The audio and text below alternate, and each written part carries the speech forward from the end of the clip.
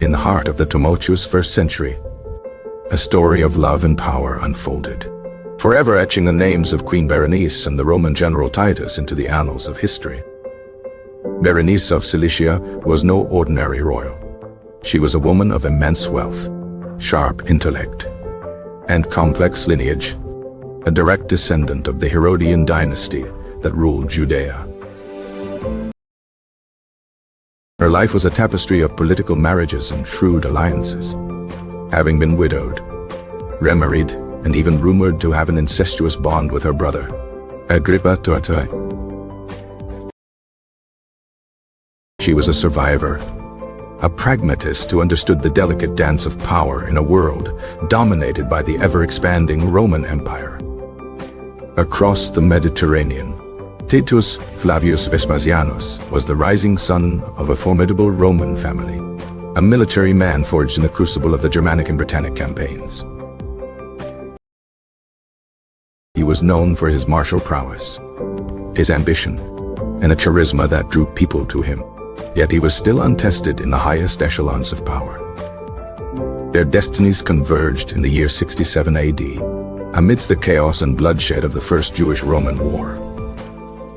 Titus arrived in Judea as a legate under his father, Vespasian, tasked with crushing the fierce Jewish rebellion that challenged Roman authority. It was here, in a land torn by conflict, that he first met Queen Berenice, who, along with her brother, had astutely sided with the Roman invaders. Berenice, then in her late 30s, possessed a captivating beauty and a mind sharpened by years of political maneuvering. Titus, a decade her junior, was immediately smitten by this powerful and enigmatic queen from the east.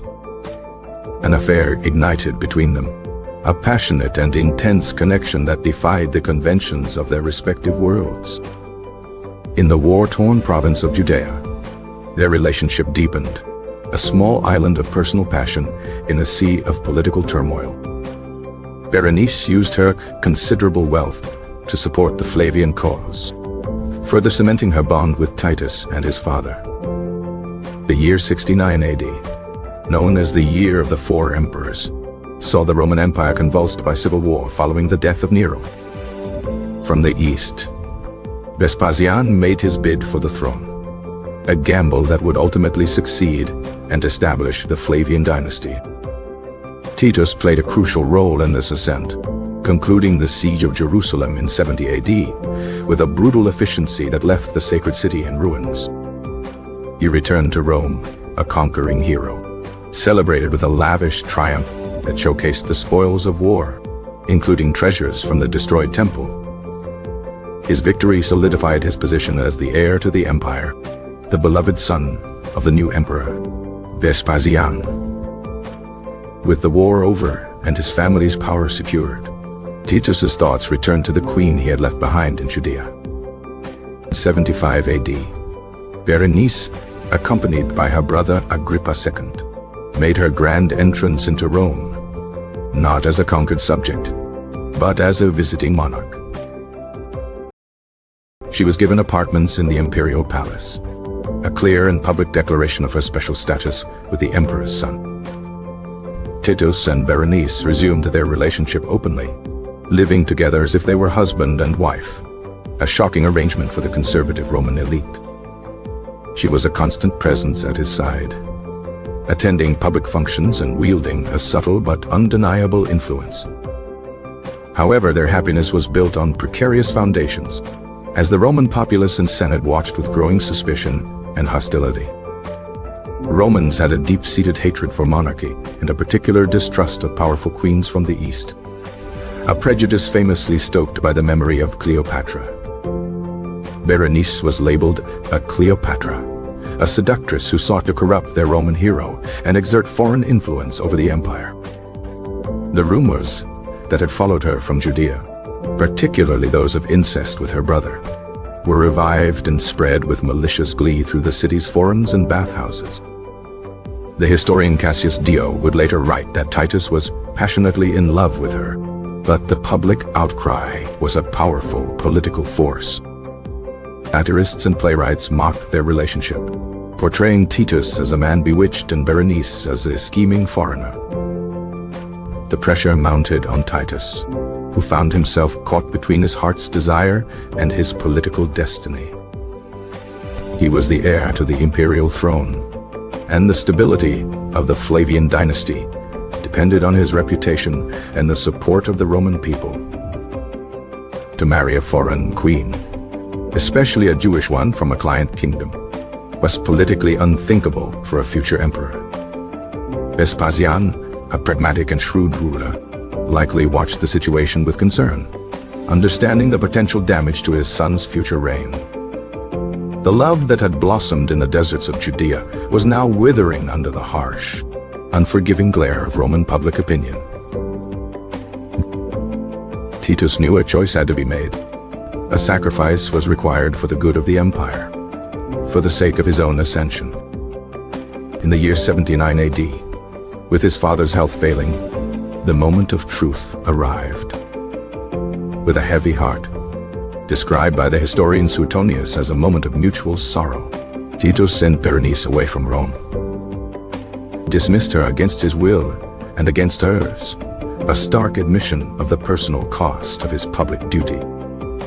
Berenice's departure was a public spectacle, a queen forced to retreat, her hopes of becoming empress shattered. Shortly thereafter, Vespasian died, and Titus ascended to the imperial throne, hailed as the new master of the Roman world. His early reign was marked by disaster, including the catastrophic eruption of Mount Vesuvius, which buried Pompeii and Herculaneum. Titus responded with immense generosity and personal effort, earning him the title, Delight and Darling of the Human Race.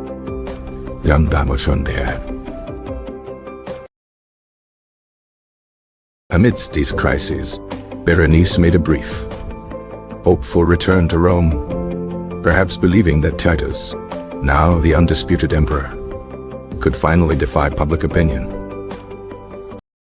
She sought to rekindle their love, to reclaim the life they had been forced to abandon.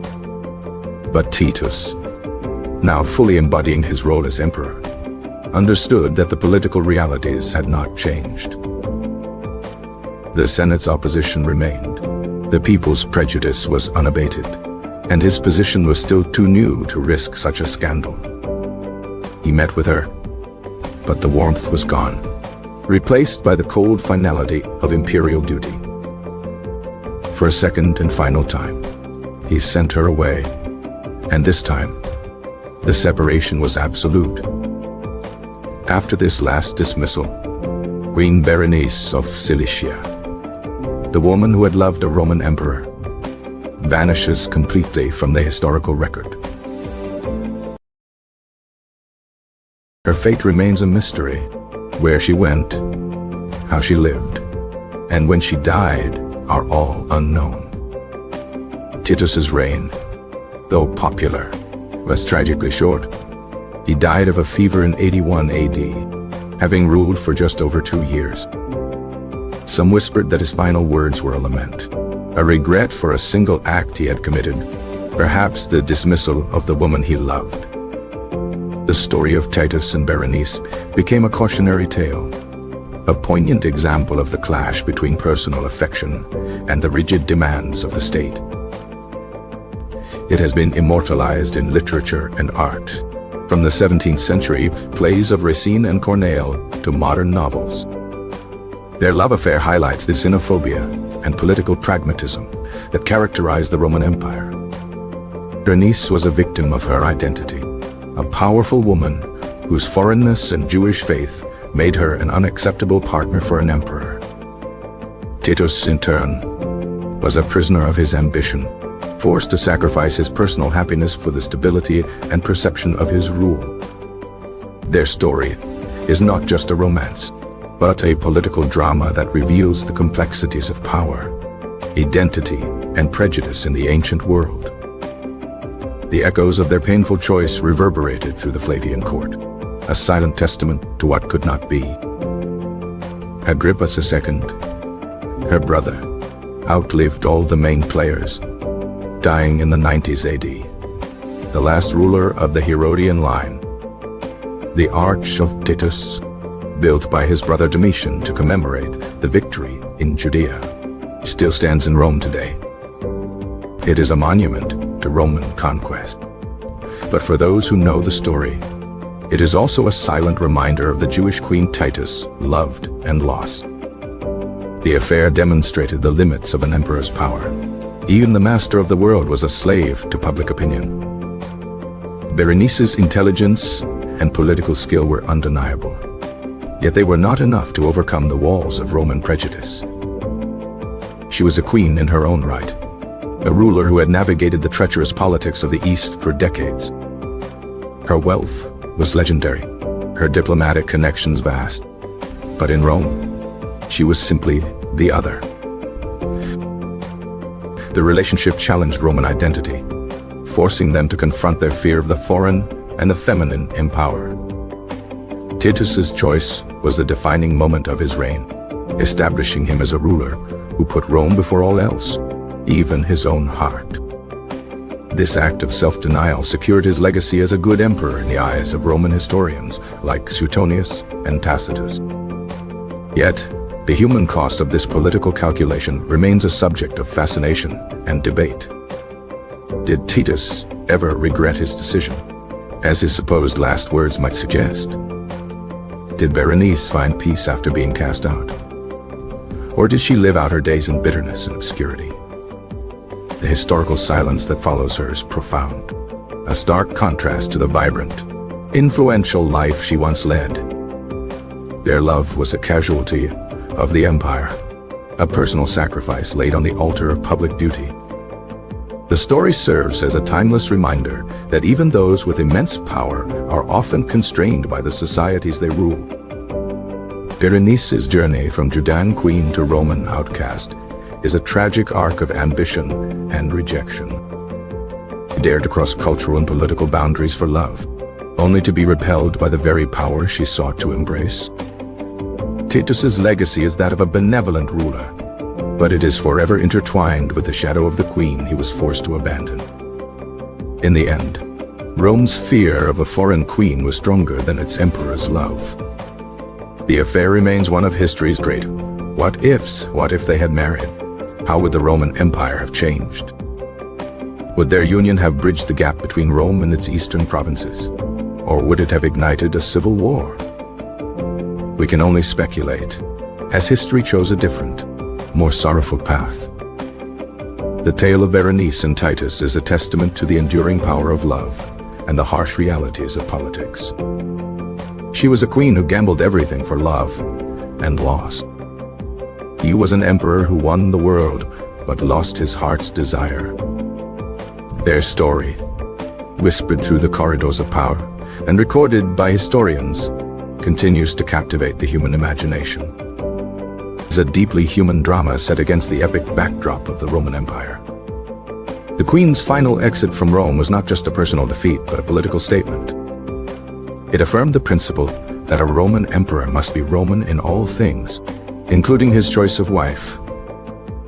Berenice's presence had been a test of Rome's tolerance, a test that the city ultimately failed.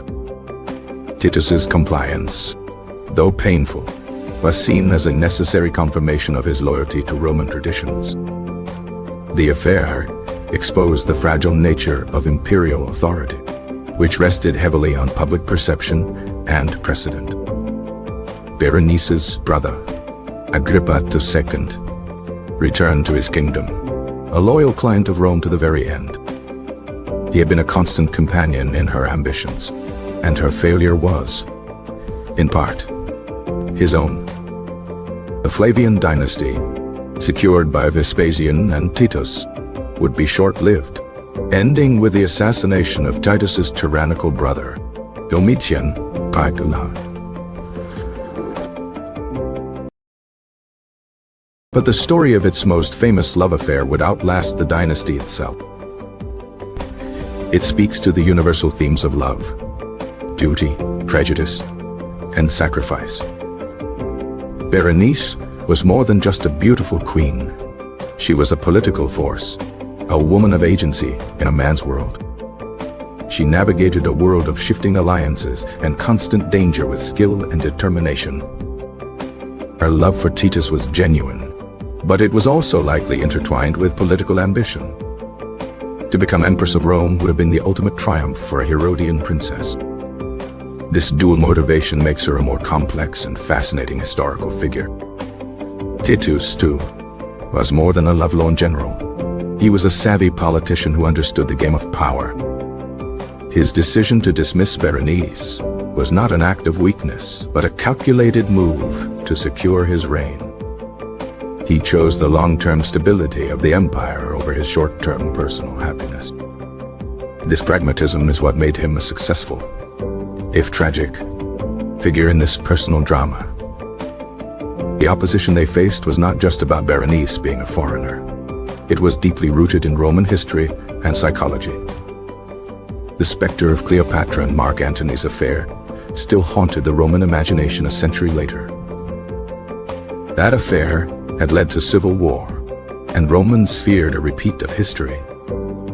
Berenice, another powerful queen from the east, fit the archetype of the dangerous seductress too perfectly.